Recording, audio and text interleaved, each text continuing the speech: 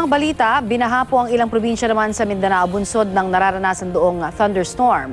Dito naman po sa Metro Manila, magdamag ding naranasan ang pag-ulan. Balitang hatid ni Katrina Son.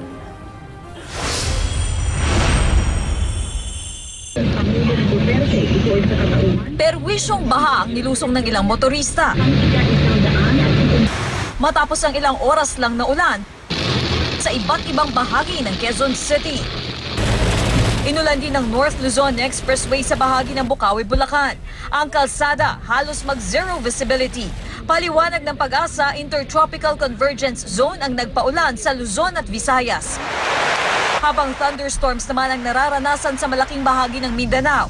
Ang problema, kahit tumigil na ang ulan sa Takurong, Sultan Kudarat, hindi naman agad humuhupa ang baha. Siguro sir, barado siguro ang kanal dito. Ang ilang panindang paso at estatwa tuloy nababad sa baha.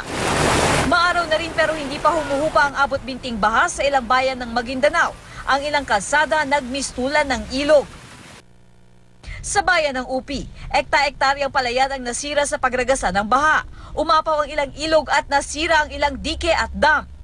Tuloy naman ang klase sa paaralang ito sa Midsayap, Cotabato, kahit palubog sa baha. Meron kaming 6 na rooms na di na namin magagamit. Katrina Son, GMA News.